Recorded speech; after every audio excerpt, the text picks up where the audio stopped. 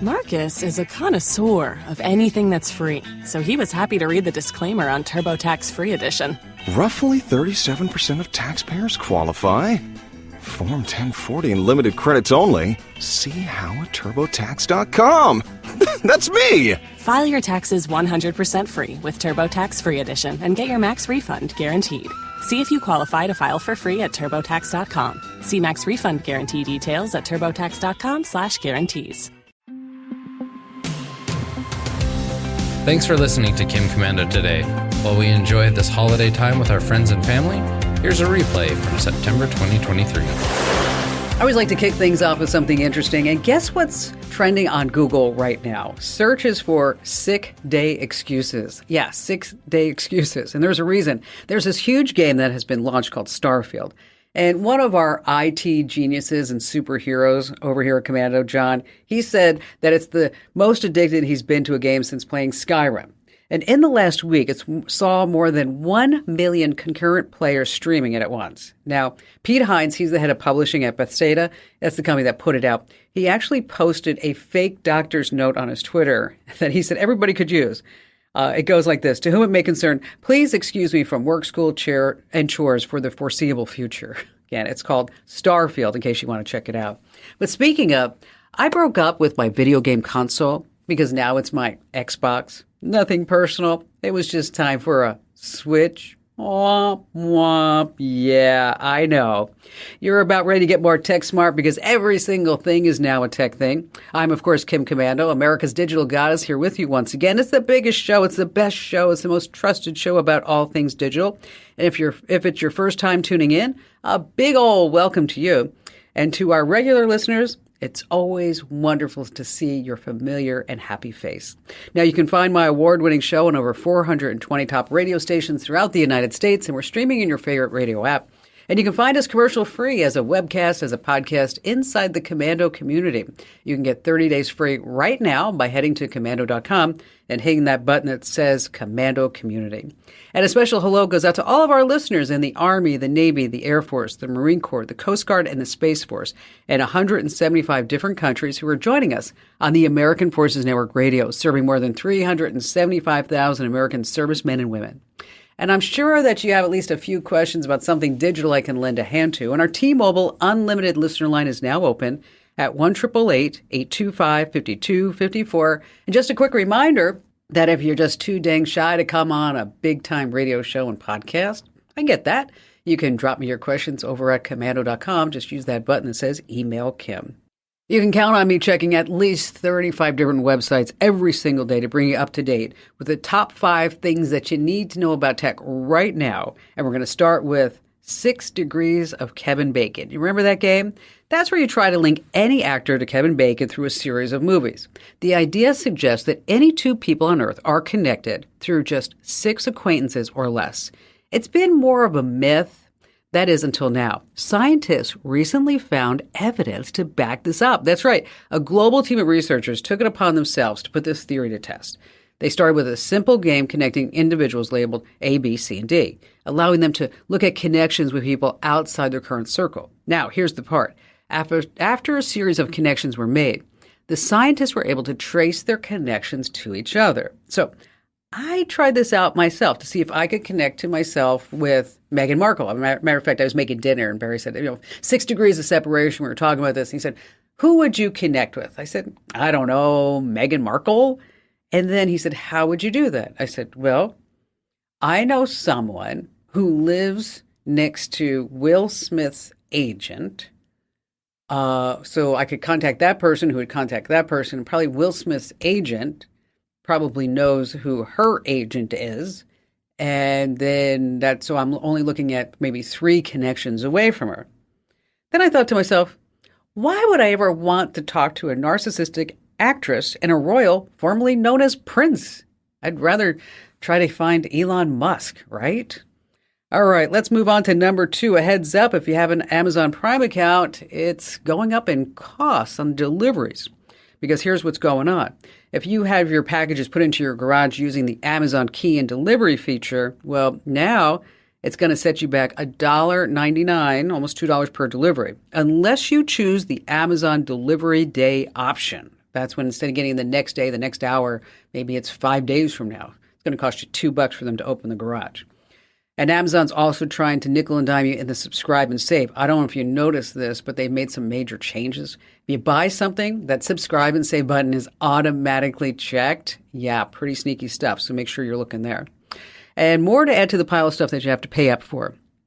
If you order under $150 in Amazon Fresh grocery orders, you're going to have to pay a delivery fee.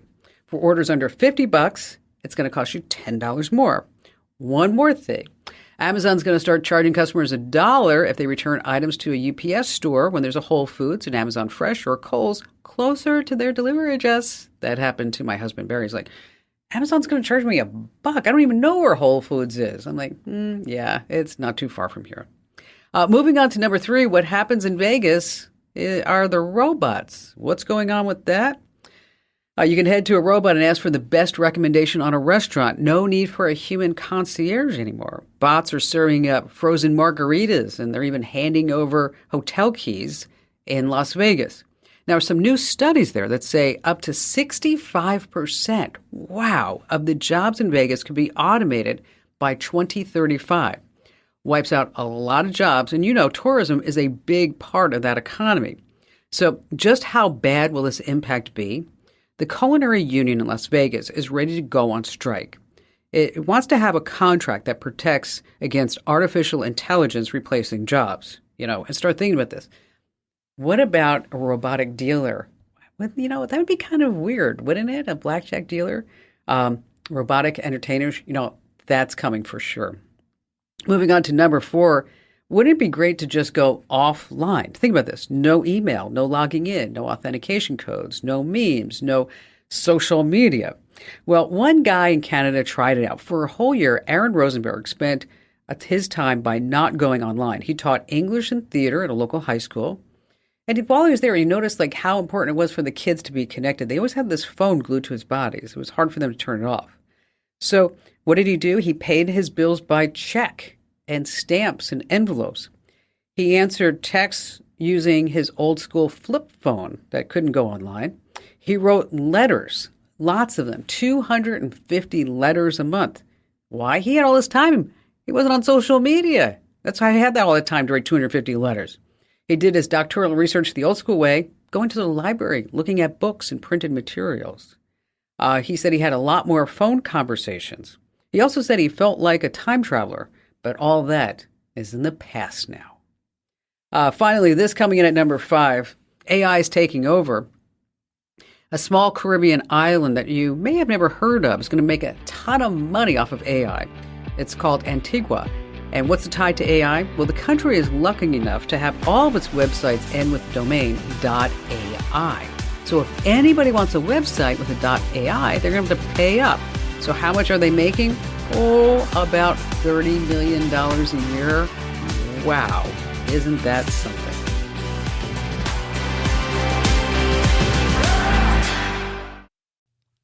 Let me tell you about a revolutionary new mobile voicemail app.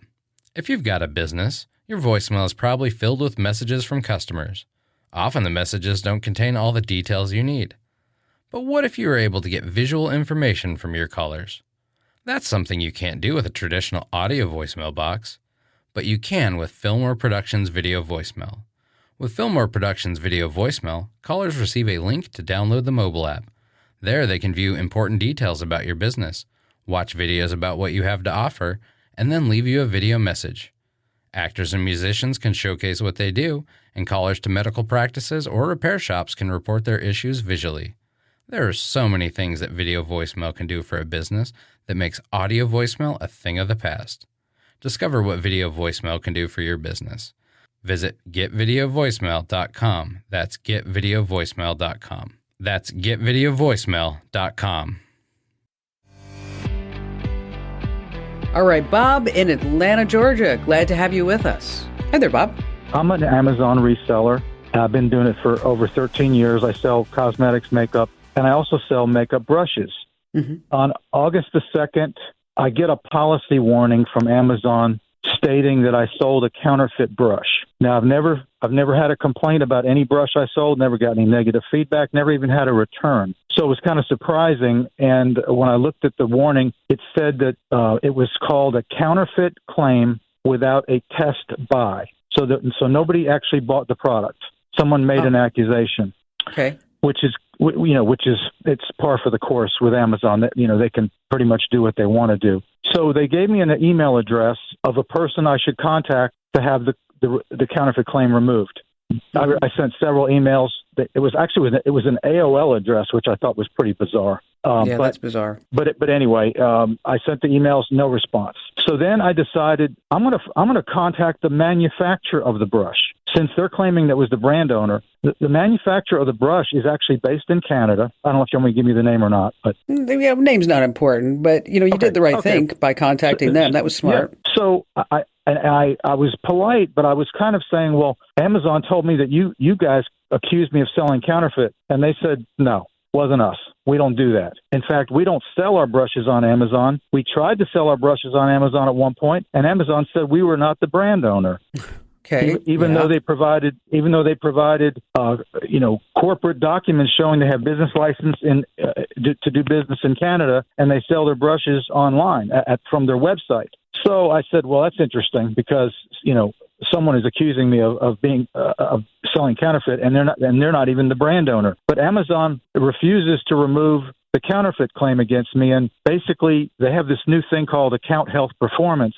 And if you get, too many claims like that, they'll kick you off permanently.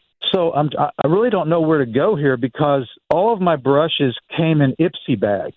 You're familiar with Ipsy, right? Yeah. And so you get 5 samples. Sometimes you get 4 samples in a brush. Sometimes you get 4 samples and a mask or something like that. And sure. But I got a lot of brushes a couple years ago, and I've been selling them, still sell them, and like I said, never had a complaint. But so the only way they could get you to comply is to provide them a wholesale invoice from an authorized distributor of that product.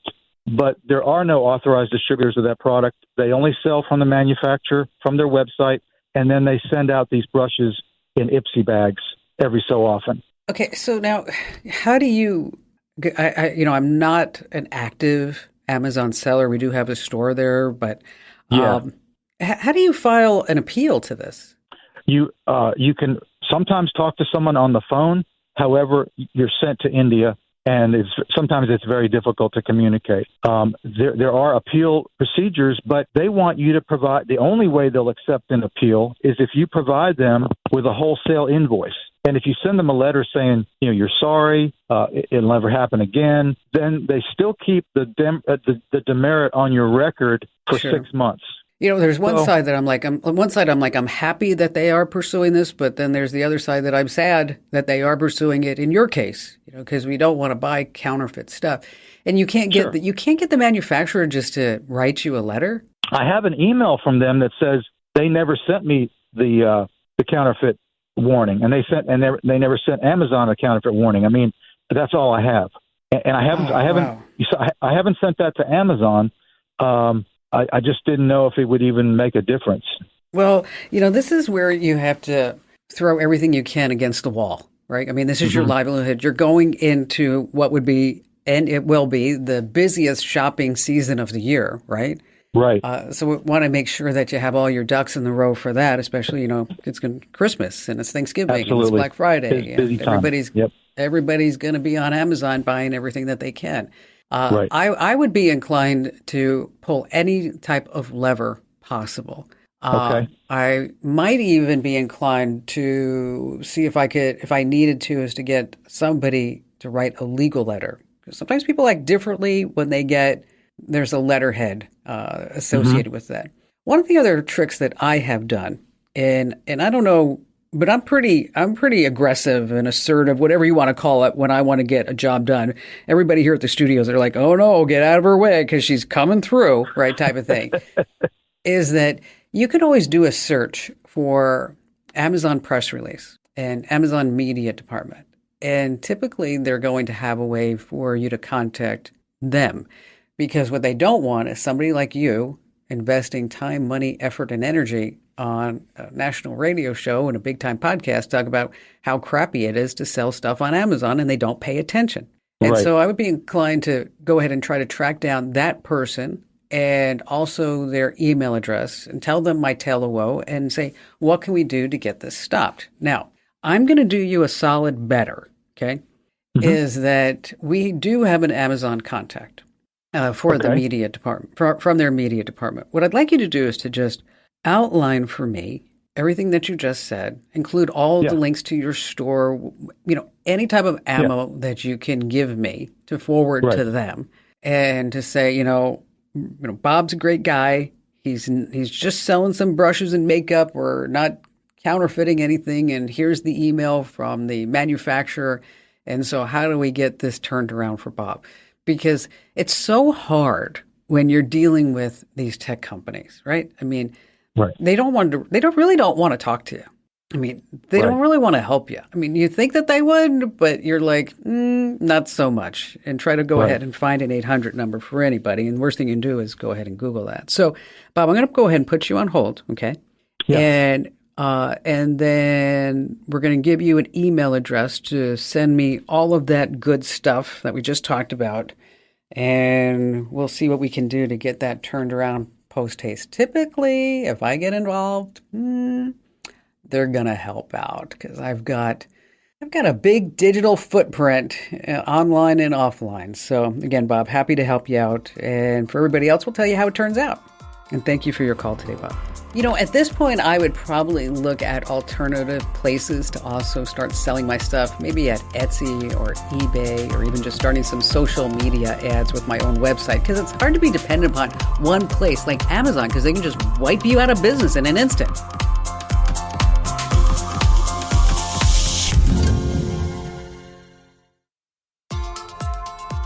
All right, we're going to talk about search engine optimization. Yes, everything in the tech industry, it's always shortened up to an acronym. You know that, SEO.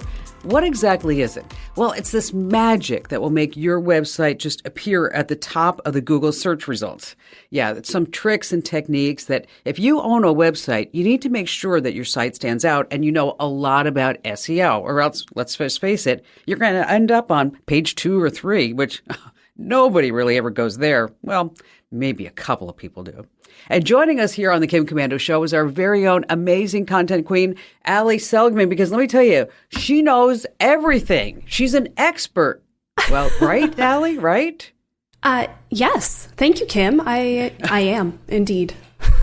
Well, see, it used to be that with search engine optimization that, we always had like these insider tricks, because it's not like Google says, here are the 5 ways, the 10 ways to make sure that you always appear on the search results at the very top. Why don't they just tell us this, Ali? Well, first, if they did, that would kind of get rid of an entire industry of people that charge a heck of a lot of money to do that for you. But really, Google bombing is kind of what it comes down to. I don't know if you've ever heard that term. You have, Kim, but it's essentially when someone games the system to get something right to the top of search results that was never intended. And the more Google says, here's exactly what to do, the easier it is for people to do that. Couple examples. I know we don't get political here, but these things are usually political. They're usually activist. So in 2003, if you searched for miserable failure, you would get the official biography of George W. Bush. 2018, there was a time... Yeah. In 2018, there was a time where if you searched idiot, all the top images would be Donald Trump. Not getting political. I'm just telling you what happened. And then it's not always politics, though. In 2019, when people were pretty upset about the end of Game of Thrones, if you searched the names of the showrunners for that show, you got some pretty bad stuff about them. Again, a stupid idiot kind of thing. So it doesn't make sense to lay out all the rules, because Google wants to make sure people are actually trying to create good content and not just get their stuff to the top of page 1, because anybody can do that, right? If you know the right tricks. Well, aside from knowing the tricks, you can always buy it, right? You get that sponsored ads at the very top, and And Yeah. it's always interesting to me that how much you pay really depends upon like your industry and your keywords. And so, like, for example, if you're in the insurance industry, you're going to pay a lot more than if you were, I don't know, breeding chameleons, because nobody really wants that, right? Absolutely. The more competition, the more big names you're going against, the more you're going to pay. So yeah, if you are trying to be number one car salesman in your state, that's going to be really tough. But yeah, if you're breeding those chameleons, probably a really good chance you're going to get to the top. All right, so let's go ahead and give all of our listeners and viewers right now some really hardcore, some concrete tips so that this way they have the best shot ever of getting on that first page of the Google search results. Keywords. Keywords have always been important, and they always will be important. Everyone knows we've all ended up on that web page where you can tell they took a list of keywords and sprinkled them, and it just kind of feels like word salad. Doesn't make any sense. That is kind of the worst use case of keywords. But you can't guess, right? You can't guess what you should use. You need to use a tool for it. So Google Keyword Planner is a good place to start. It's free. And if you are just thinking like, what should I really target for my business? Start there. This connects with your Google Analytics account, and it all talks together. As you can afford it, if you can afford it, it is better to invest in tools that are going to do a better job at this and watch your performance over time. One that we like is SEMrush. It is expensive though. It starts at $130 a month. So save that for when you're a little further down the road, but either way, you definitely need a tool for this. So the whole idea behind the keywords is that you're going to put the most important words on your site that you think your customer is going to be typing into Google, right? Absolutely. And one thing that's interesting here is that is kind of shifting with voice search. So the way that you might have targeted 5 years ago is already different than what you're going to do now. Because think about how you would type something in versus how you might say it to your phone. I might say best Thai food Phoenix, or I might type best Thai food Phoenix just because I'm trying to type it out quick, right? But when I pick up my phone and I talk to it, I'm probably going to say something like, hey, what's the best Thai food near me? It's a lot more conversational, and so that kind of changes the way you do keywords. Another reason that using one of those planners or services to help you, they know what's going on. They know the trends. They know what people are actually searching for. And so that's a whole lot easier than trying to think about, okay, what is every single term my customers may search? That's really good advice. Okay, let's move on to the next tip, which is about, the author bios? Yes. One thing that Google really wants to see, especially as AI is taking over, making all this content, people want to see real stuff written by real people, and that's really important to show. How do you show it? One thing, like you said, Kim, include author bios. If you have a blog and you write about cars, tell us who you are, why you write about cars, your experience, why we should listen to you. The more you can show, this is my expertise and here's why, the better. If you have a website where multiple people write, great. Have an author page that lays out everyone's experience and who they are and what they do. It's good to link to social media accounts. Anything that gives more credibility and it's not just, oh, that's somebody using ChatGPT to write articles. That's the last thing you want. So prove that you're a real person. And put a photo up of the person too, because that also Absolutely. says, okay, that this is a bona fide human being. We don't have to sit there and go, oh God, ChatGPT one more time. All right, so Allie, we have so many people that have their own small businesses, and that's always a big question too. Because let's say you're just a sole proprietor you're a plumber, or you're a carpenter, or you're a florist. And then you're competing with everybody else in the world. What about some tips for those folks? Yeah, directories are going to be your friend. This is especially true if you have a physical business, but it's true also if you are, like you said, a sole proprietor, you've got your own gig. So one place to start, make sure that you have a page on Google My Business.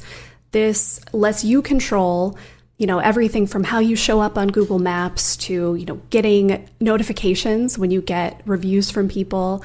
I see them all the time. How many people searched Kim Komando, Westar Multimedia, right? We get those because we're set up on Google My Business. Again, local directories are really, really powerful. You can do this yourself. And if you do, there are a couple things that I want you to focus on. Consistency. So make sure that the name of the business, your address, and the phone number are exactly the same everywhere. This helps that algorithm know, oh, okay, Jim's Plumbing is this Jim's Plumbing, is this Jim's Plumbing, all over these different places. This is the same thing. If you have a different phone number, how would it know, right? It would think it was two separate businesses. There are services that will do this for you because I'm going to be honest, it's a pain. It's a lot of work. There are hundreds of directories, probably dozens that you really, really should be on, but there are so many. And think about if like you changed your phone number and you had to go through and do those on every single website. You know what? That happened to my sister. Because, she moved and then she has another school and a new school. And then she's like, oh, my gosh, they're calling the old phone number. And then that person's getting all ticked off because they're getting calls for a Dr. Davidson. But so I'm like, did you have to change the phone number? Was that because you're right. Totally a pain in the neck. And before we just leave the local businesses, of course, Yelp, super important, right? Oh, absolutely. You want to have a Yelp profile for sure. You want to control that, put in that good bio of who you are, why your business is so great. Do that on any other site that your customers are using too. Back to the Google My Business. Yeah, you can write a profile there for yourself. So keep those consistent. It's nice because once you write it one place, you can kind of copy and paste it to all the other sites. They all want essentially the same thing. So there's the start of your to-do list. Sit down, open a document, write who your who your customers are, why you're the greatest, and then go put that all over the internet. Okay, these are all great tips. And Allie, of course, you're going to write them up and put them on the website, right? I will. You got it. And I just got to leave with this. Why did the vegan become an SEO marketeer? Why did the vegan become an SEO marketeer? You know this, Allie? Anyone? No? Because she likes organic growth. Oh, nightmare. You know what? That was pretty good. That was pretty good. Okay. Hey, thanks for being here, Al. All right. Are your apps listening to everything that you say? Yes, there's a hidden list in your smartphone that will tell you if they really are. And I'm going to give you a way to stop all that listening. Because when you install an app, do you actually ever read the app's terms and conditions? No way. Nobody does. Well, inside all that legal mumbo jumbo that you just say yes to when you click to agree, you may have given those apps permission to listen into your phone's mic and collect all this data. So how do you find out which apps are actually doing this? For if you're on an iPhone, simply open Settings, tap Privacy and Security, and then Microphone. This is going to pull up a list of all the apps that use that microphone, and from there, you can just disable the apps you don't want picking up any conversations. Now, if you're on an Android, we love you too. Kind of works the same way. In your settings menu, you're going to find the apps permission manager, and there you're going to disable the mic for any apps that should not be using it. And finally, before you download any apps, make sure that you read the reviews in the Apple App Store or Google Play. Now, if you're just sitting there saying, oh my gosh, Kim, what are those steps again? I have you covered. Head over to Komando.com.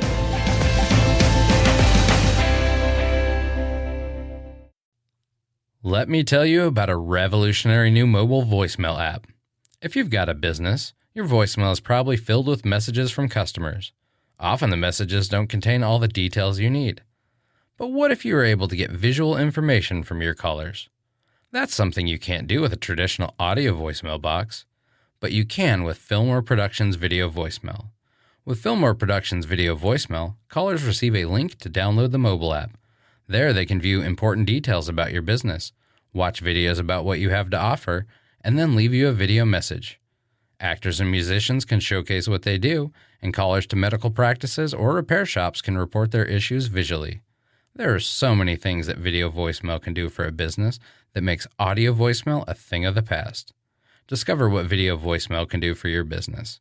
Visit getvideovoicemail.com. That's getvideovoicemail.com. That's getvideovoicemail.com.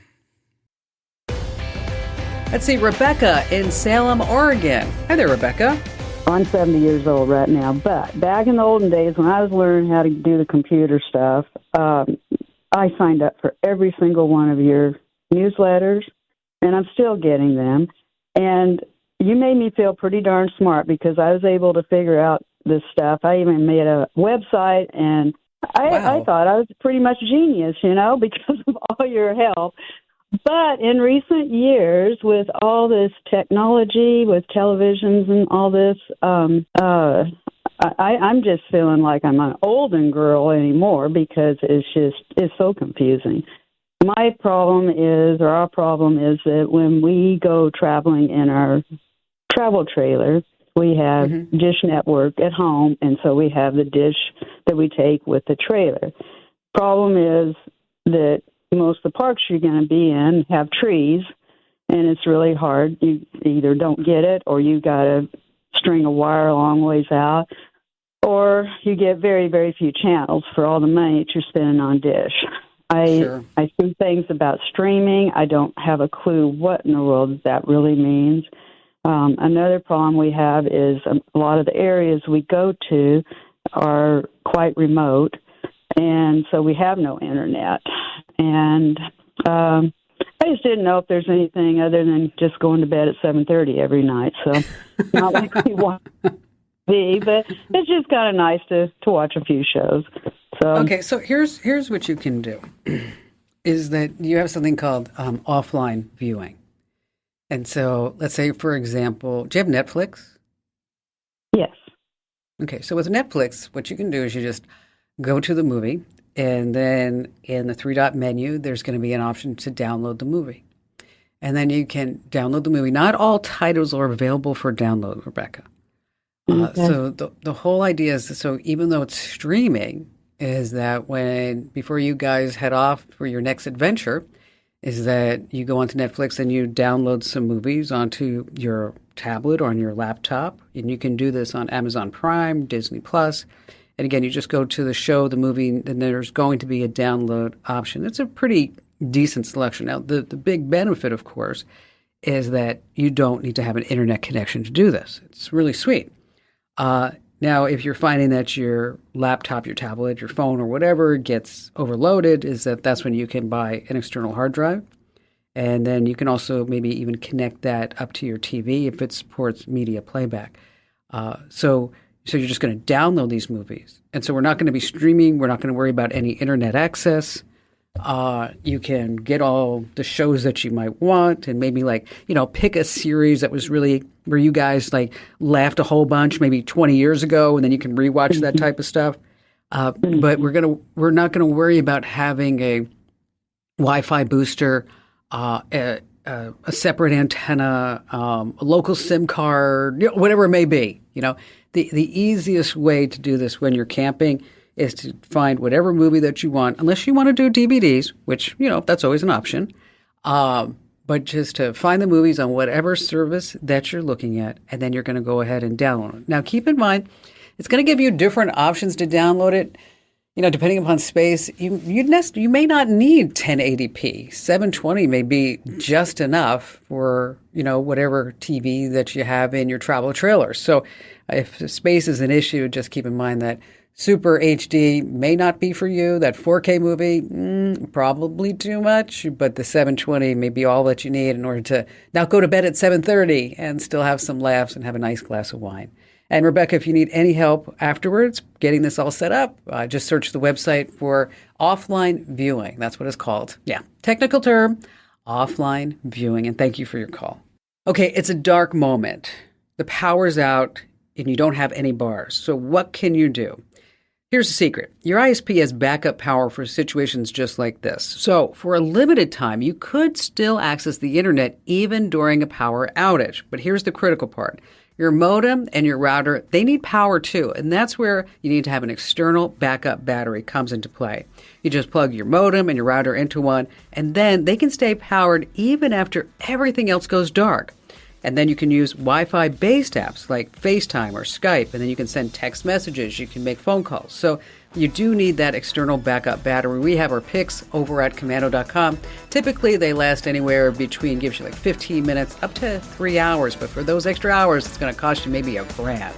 Hey, be sure that you tell 3 friends about the Kim Komando Show. This program is a copyrighted production of Westar Multimedia Entertainment and protected by the copyright laws. Any rebroadcast or use of this program for commercial, business, economic, or financial purposes without the written permission of Westar Multimedia Entertainment is strictly prohibited. If you only have a 401k, you're not getting the most for retirement. Wait, what? Add a Robinhood IRA on top, then they'll boost it by 3%. You can do that? And if you transfer in any retirement account, you get 3% on top of that. Is there a limit to the match? No limit. Robinhood Gold gets you the biggest contribution match of any IRA on the market. Sign up for Robinhood Gold at Robinhood.com/boost by April 30th. Subscription fees apply. Investing involves risk. 3% match requires gold for 1 year from first match. Must keep IRA for 5 years. Match on transfers subject to additional terms and conditions. Robinhood Financial LLC, member SIPC.